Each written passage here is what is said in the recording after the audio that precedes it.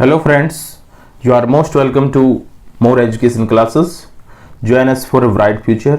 हम हरियाणा जीके इस वीडियो में कवर करेंगे। मेरा नाम रोहित मौर्य है और मेरे साथ आप हरियाणा जीके का कंप्लीट पोर्शन करने जा रहे हैं। शुरुआत करते हैं। इससे पहले आपको बता दें, हमारी 7वीं वीडियो, इससे पहले 6 वीडियो हम अपलोड कर चुके हैं। HSSC और HPSC जितने भी क्वेश्चंस पेपर बनाता है या जितने भी एग्जाम लेता है, उन सभी प्रतियोगी परीक्षाओं में महत्वपूर्ण ये रहेंगे। इससे बाहर कोई क्वेश्चन नहीं होगा, ये हमारी जिम्मेदारी है। आप हमें फेसबुक पे भी फॉलो कर सकते हैं, व्हाट्सएप पे भी फॉलो कर सकते हैं, टेलीग्राम पे भी फॉलो कर सकते हैं और यूट्यूब पे भी फॉलो कर सकते हैं। और इन सभी को जो डिस्क्रिप्शन में इन सभी का लिंक आपको मिलेगा, वहां से आप हमें ज्वाइन कर सकते हैं। क्वेश्चंस की तरफ बढ़ते हैं। हरियाणा जो भी एग्जाम लेगा, वहां सभी क्वेश्चन पेपर को एक एक क्षेत्र विशेष को ध्यान में रखते हुए हम आपके लिए वीडियो लेकर आए हैं। आप हमारे साथ बने रहिएगा, रेगुलर वीडियोस देखिएगा। सबसे पहले हम बात करते हैं हरियाणा की विशाल पार्टी की। हरियाणा की विशाल पार्टी के संस्थापक कौन थे? देखिएगा, हरियाणा की विशाल पार्टी के संस्थापक आपसे पूछे गए हैं कौन थे, तो हम आपको बताते हैं हरियाणा की विशाल पार्टी के संस्थापक वो थे श्री राव वीरेंद्र सिंह। मैं उनका नाम यहां पे लिख रहा हूं, श्री राव वीरेंद्र सिंह। और आपको बताएं, श्री राव वीरेंद्र सिंह प्रथम गैर कांग्रेसी मुख्यमंत्री थे। ये हरियाणा के गैर कांग्रेसी प्रथम, उसके बाद तो अनेकों गैर कांग्रेसी हुए, लेकिन ये प्रथम गैर कांग्रेसी सीएम रह चुके हैं हरियाणा के। और कुछ बातें बताएं राव वीरेंद्र सिंह के बारे में। रेवाड़ी के गांव नांगल पठानी के ये थे। नांगल पठानी एक गांव है रेवाड़ी के अंदर, वहां के ये रहने वाले थे, या वहां पे इनका जन्म हुआ था रेवाड़ी में। और किसान कामगार पार्टी के टिकट पर इन्होंने विधानसभा चुनाव लड़ा था, लेकिन ये हार गए थे। उसके बाद ये राव वीरेंद्र सिंह ने वर्ष 1978 में विशाल हरियाणा पार्टी की स्थापना की थी। 1978 में विशाल हरियाणा पार्टी की इन्होंने स्थापना की थी। जो विशाल हरियाणा पार्टी है, इसकी इन्होंने स्थापना की थी। और कुछ एक इसके बारे में महत्वपूर्ण तथ्य मैं आपको बता देता हूं। ये एक साथ इन्होंने 2 निर्वाचन क्षेत्रों, वर्ष 1967 की बात बताता हूं। 1967 में जब यहां पहली बार चुनाव हुए थे, तो इन्होंने 2 जगह से जाटूसाना और अटेली, इन दोनों जगह से चुनाव लड़ा था और दोनों ही चुनाव ये जीत गए थे राव वीरेंद्र सिंह। कुछ महत्वपूर्ण तथ्य इनके थे। और जो विशाल हरियाणा पार्टी की जो इन्होंने स्थापना की थी, एक ऐसी पहली क्षेत्रीय दल की पार्टी थी जिन्होंने 6 महीने के अंदर अपना मुख्यमंत्री बना लिया था। ठीक है, नेक्स्ट क्वेश्चन की तरफ बढ़ते हैं। हरियाणा के पूर्व मुख्यमंत्री को, वो कौन है, किस पूर्व मुख्यमंत्री को आयरन मैन कहा जाता है? वो कौन हरियाणा के पहले मुख्यमंत्री हैं जिन आयरन मैन की या लौह पुरुष के नाम से जाना जाता है? तो सभी जानते हैं उनका नाम है बंसीलाल। लोकल लैंग्वेज में श्री बंसीलाल के तौर पे हम उन्हें जानते हैं। ये हरियाणा के जो है तीसरे मुख्यमंत्री हैं,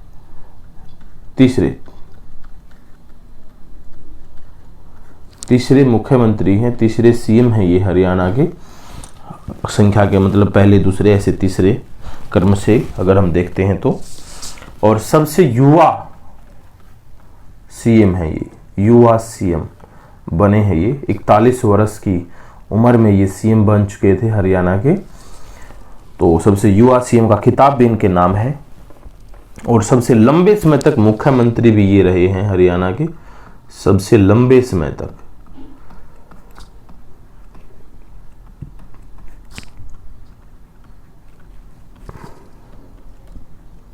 सीएम का पद ये संभाल चुके हैं सबसे लंबे समय तक। और 1966 में इंडियन नेशनल कांग्रेस से अलग होकर हरियाणा विकास पार्टी की स्थापना इन्होंने की थी। हरियाणा विकास पार्टी की स्थापना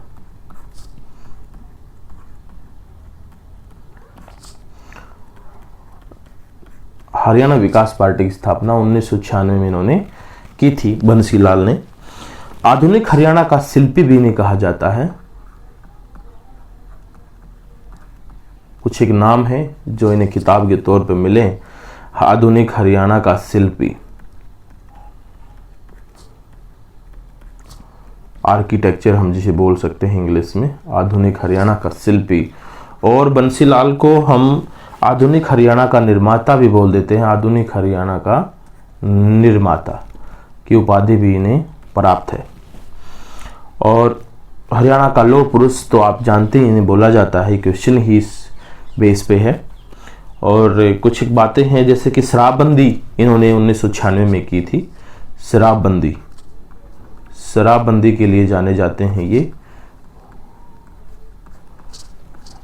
इन्होंने की थी 1996 में हमारे बंसीलाल जी ने।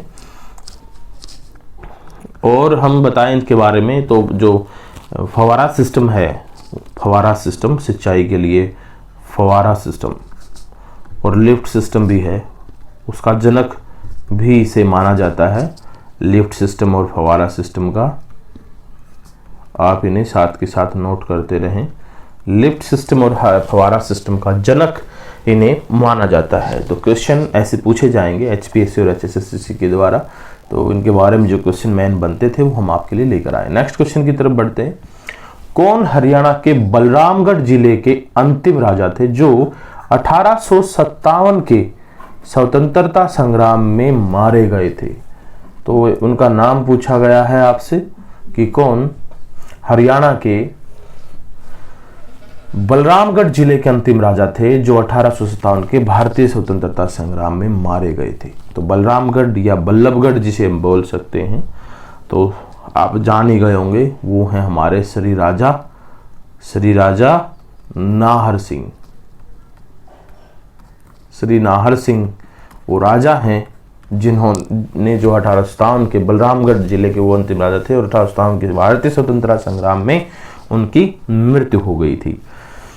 नाहर सिंह का जो कार्यकाल रहा है वो 1821 से लेकर 1858 तक का रहा है।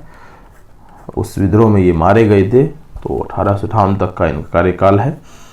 फरीदाबाद जिले के बल्लभगढ़ रियासत के ये राजा थे। बल्लभगढ़ या बलरामगढ़ नाम बोल सकते हैं, बल्लभगढ़ जो फरीदाबाद जिले में है, वहां के ये राजा थे। और कुछ एक बातें और बताएं तो इनके पूर्वज तेवतिया गोत्र के जाट थे। तेवतिया गोत्र के इनके पूर्वज तेवतिया गोत्र के जाट थे। और साथ ही साथ आपको बताएं जिन्होंने 1739 के आसपास बल्लभगढ़ जो वर्तमान में बलरामगढ़ है, फरीदाबाद में नाम बदल दिया गया है, बलरामगढ़ कर दिया गया, बल्लभगढ़ का नाम, वर्तमान नाम बलरामगढ़ है। फरीदाबाद में एक जिले का निर्माण करवाया था इसका, बल्लभगढ़ का। इनका जन्म 6 अप्रैल 1821 को हुआ था। 6 अप्रैल इनके जन्म 6 अप्रैल 1821 को हुआ था। और इनके पिता का नाम राजा राम सिंह व माता का नाम रानी बसंत कौर था। राम सिंह इनके पिता थे। और अगर माता की बात करें तो इनकी माता का नाम था बसंत कौर।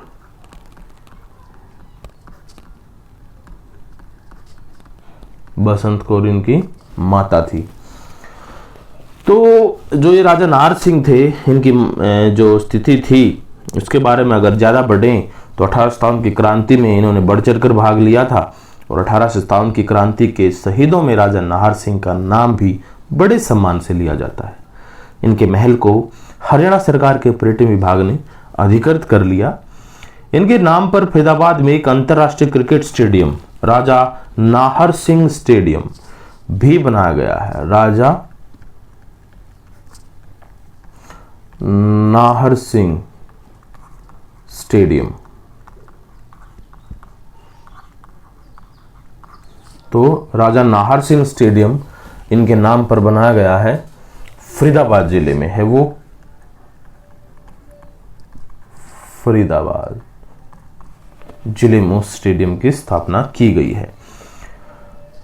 इनके नाम पर एक डाक टिकट भी जारी की गई है, नाहर सिंह के नाम पर डाक टिकट। नारसिंह के नाम पर जारी की गई है। इस वीर सपूत राजा नारसिंह को 9 जनवरी 1858 को लाल किले के सामने चांदनी चौक में ब्रिटिश सरकार के विरुद्ध विद्रोह के आरोप में फांसी पर लटकाया गया था। तो बड़ा ही वीर सपूत था ये। आगे बढ़ते हैं नेक्स्ट क्वेश्चन की तरफ। नवीनतम ग्रीन पीस रिपोर्ट के अनुसार कौन सा हरियाणा का सबसे प्रदूषित शहर है? ये अभी अभी रिपोर्ट आई है, ग्रीन पीस रिपोर्ट। और जो हरियाणा का सबसे प्रदूषित शहर है वो पूरी दुनिया का सबसे प्रदूषित शहर है, उसकी हम बात करते हैं। उसका नाम है आपके सामने, आपको जानकर अचंभा होगा कि ये ऐसे कैसे हो गया, तो वो देखिए आप पढ़ सकते हैं खुद ब खुद। उसका नाम है गुरुग्राम। जी हाँ, नवीनतम ग्रीन पीस रिपोर्ट के अनुसार गुरुग्राम भारत का सबसे प्रदूषित शहर है। भारत का सबसे प्रदूषित शहर है।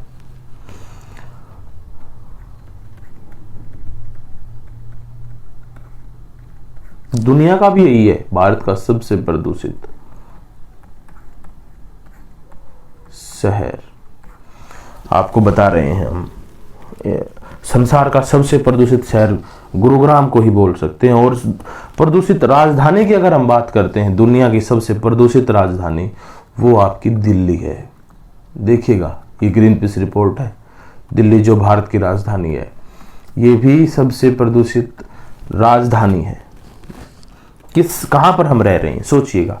इस रिपोर्ट के अनुसार दुनिया के 20 सबसे प्रदूषित शहरों में से 15 शहर भारत के हैं। जो दुनिया के 20 सबसे प्रदूषित शहरों की अगर बात करें तो 15 भारत में हैं, 15 भारत में हैं। देखिएगा, गुड़गांव के जो गाजियाबाद है, गुड़गांव के बाद गाजियाबाद, फरीदाबाद, भिवानी तथा नोएडा सबसे प्रदूषित शहरों में आते हैं। अब सभी का नाम लेना तो ठीक नहीं, क्योंकि समय कम है, हमें पढ़ाई करनी है। चलिए आगे बढ़ते हैं। हरियाणा का कौन सा शहर 7 दिसंबर से 23 दिसंबर 2018 के बीच आयोजित अंतर्राष्ट्रीय गीता महोत्सव 2018 का आयोजन स्थल था? तो ये तो सभी जानते हैं कि 7 दिसंबर से 23 दिसंबर 2018 में जो अंतर्राष्ट्रीय गीता महोत्सव का आयोजन किया गया था, ये कहां पर किया गया था? ये किया गया था कुरुक्षेत्र के अंदर। कुरुक्षेत्र में इसका आयोजन किया गया था। और जो गीता महोत्सव है, ये वर्ष 1989 से मनाते आ रहे हैं हम। वर्ष 1989 में पहली बार मनाया था और उसके बाद हरियाणा में रेगुलर हम इसको मनाते आ रहे हैं, कुरुक्षेत्र के अंदर ही। वर्ष 2019 का जो अंतर्राष्ट्रीय गीता महोत्सव था वो 23 नवंबर से 10 दिसंबर 2019, जो 2019 का जो गीता महोत्सव था ना, वो तो 2018 की बात की है, 7 दिसंबर से 23 दिसंबर। 2019 का मैं आपको बता देता हूं, ये हमारा था 23 नवंबर से लेकर 10 दिसंबर तक 2019 में ये गीता महोत्सव था, मनाया गया था। और इसमें पार्टनर कंट्री नेपाल था। इसमें पार्टनर कंट्री की अगर बात करते हैं तो नेपाल हमारी पार्टनर कंट्री थी। चलिए आगे बढ़ते हैं नेक्स्ट क्वेश्चन की तरफ। हरियाणा भारतीय राज्य ने, हरियाणा नहीं, किस भारतीय राज्य ने? तो हरियाणा है, हरियाणा भारतीय राज्य है वो, जिसने स्वच्छ सर्वेक्षण ग्रामीण पुरस्कार 2018 में अधिकतम नागरिक भागीदारी के साथ शीर्ष स्थान प्राप्त किया। यानी कि जो स्वच्छ सर्वेक्षण ग्रामीण पुरस्कार 2018 है, उसमें नागरिकों ने कितना बढ़ चढ़ कर भाग लिया, उस भागीदारी में शीर्ष स्थान पर कौन है? वो हरियाणा है आपका। क्योंकि हम हरियाणा कर रहे हैं तो ये क्वेश्चन तो स्वाभाविक सा हमारा हरियाणा का है, तो इसका आंसर रहेगा हमारा हरियाणा। तो इसके बारे में कुछ और बातें आपको बताते हैं। जो स्वच्छ सर्वेक्षण है जो किया गया था, हरियाणा ने स्वच्छ सर्वेक्षण ग्रामीण पुरस्कार 2018 में तो सर्वश्रेष्ठ पुरस्कार प्राप्त किया है। दूसरे स्थान पर कौन रहा है इस सर्वेक्षण में, ये बात हम आपको बताते हैं। हरियाणा के बाद स्थान आता है इसमें गुजरात का, भागीदारी में गुजरात का स्थान इसमें दूसरे नंबर पे है। और जिलों में अगर हम बात करते हैं कि भाई स्वच्छ सर्वेक्षण अधिकतम नागरिक भागीदारी के जिलों की अगर हम बात करते हैं पूरे भारत में, तो जिला रहेगा आपका सतारा जिला,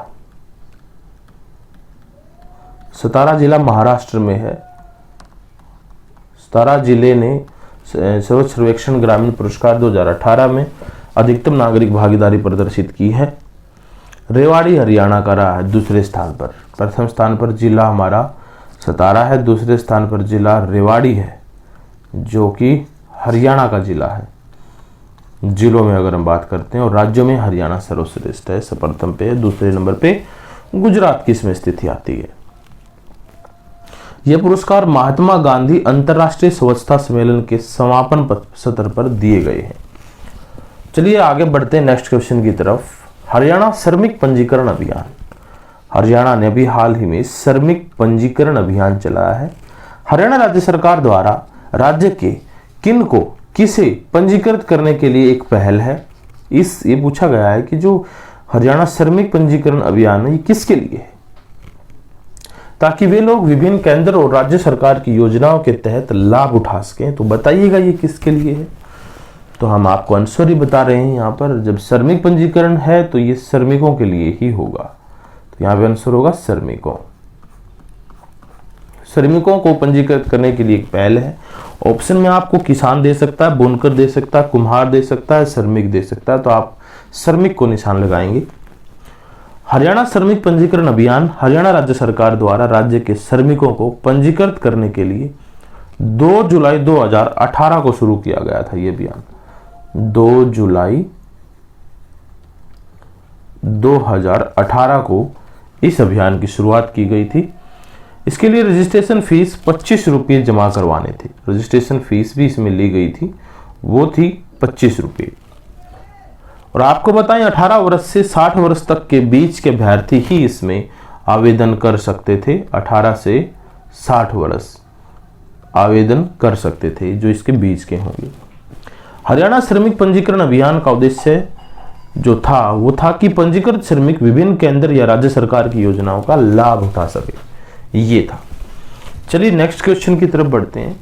हाल ही में मुख्यमंत्री श्री मनोहर लाल खट्टर ने, हरियाणा के मुख्यमंत्री हैं श्री मनोहर लाल खट्टर, इन्होंने किसानों और असंगठित क्षेत्र के लिए मुख्यमंत्री परिवार सम्मान निधि योजना की शुरुआत की।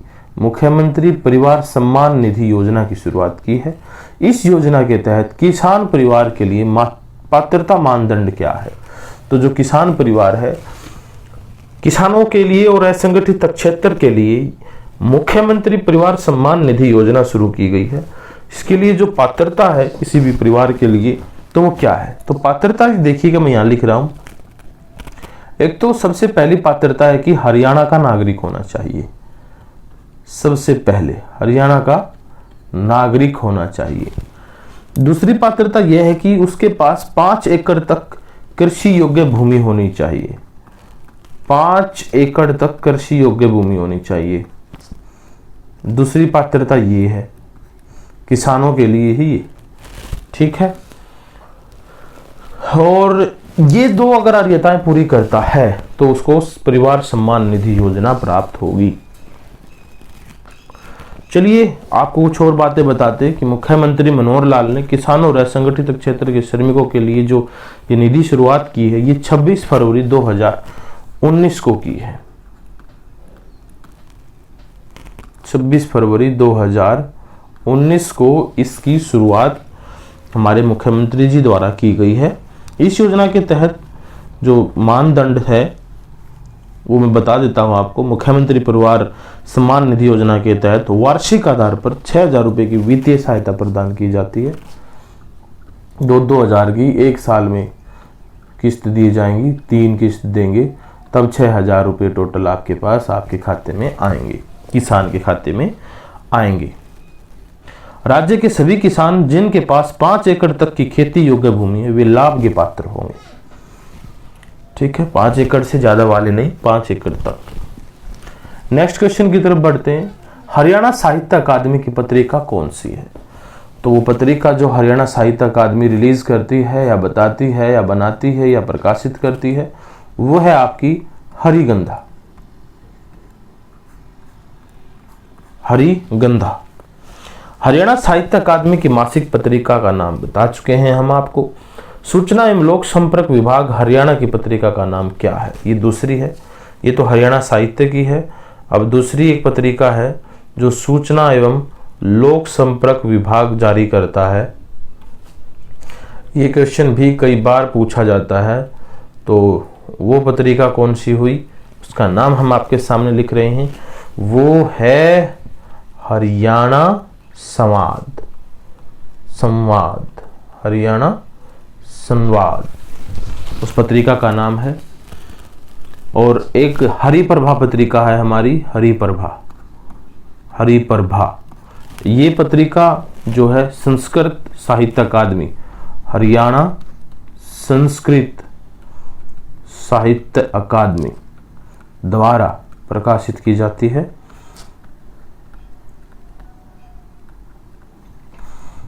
इसका नाम है हरिप्रभा। और एक है हमारी पत्रिका का नाम जमुना तट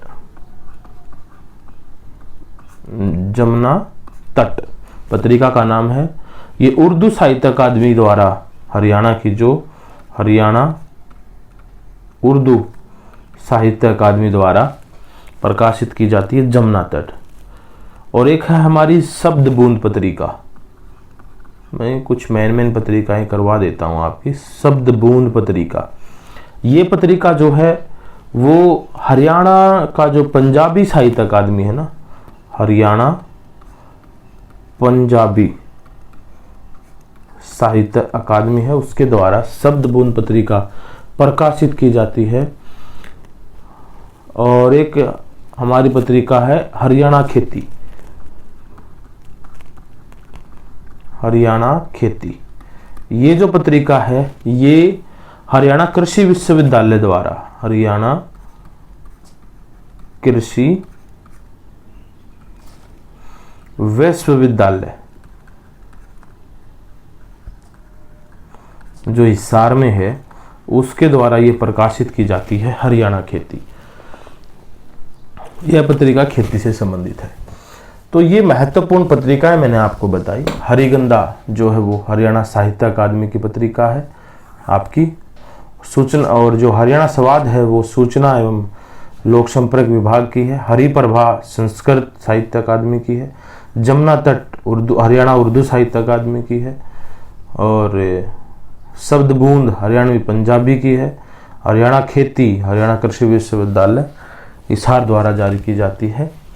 तो नेक्स्ट क्वेश्चन की तरफ बढ़ते हैं। भक्ति भारती हरियाणा किस कवि की काव्य रचना है? काव्य रचना का नाम है भक्ति भारती। ये किस कवि की काव्य रचना है? तो ये है तुलसीदास शर्मा दिनेश की। उनका नाम यहाँ लिख देते हैं, तुलसीदास शर्मा दिनेश। तुलसीदास शर्मा दिनेश ये उन कवि का नाम है जिनकी भक्ति भारती पत्रिका है। थोड़ा तुलसीदास शर्मा दिनेश के बारे में आपको बता देते हैं। भिवानी के कवि हैं ये तुलसीदास शर्मा दिनेश, भिवानी के ये कवि हैं और एक सशक्त कवि हैं जिनकी अनेक रचनाएं, जैसे भक्त भारती तो आपके सामने ही एक महाकाव्य है, एक है मतवाली मीरा, ये भी इनका ही है, मतवाली मीरा, क्या शानदार नाम दिया है। एक है श्याम सतसई, श्याम सतसई। एक है सत्याग्रही प्रहलाद, और तो ध्यान नहीं आ रही है अभी, मेन इंपॉर्टेंट तो यही है जो पेपर के परिदृश्य से हैं और इनका बड़ा मान सम्मान है उस क्षेत्र में जहाँ के रहने वाले हैं। तो ये कुछ एक सतसई, श्याम सतसई, मतवाली मीरा, भक्ति भारती, सत्याग्रही, ये सारे तुलसीदास दिनेश के जो भिवानी के हैं। दोस्तों ये कुछ एक महत्वपूर्ण चीज़ें मैं आपके लिए लेके आया हूँ। बाकी बात करते हैं हम नेक्स्ट वीडियो में। 08 नंबर की जो वीडियो आपकी आएगी, आगे हम इसी कड़ी को जारी रखेंगे। आप हमारे साथ बने रहिए और इम्पोर्टेंट क्वेश्चन हम आपके लिए लेकर आते रहेंगे। धन्यवाद दोस्तों। हमारे YouTube चैनल को सब्सक्राइब कीजिएगा और वीडियो को लाइक करना मत भूलिएगा। धन्यवाद।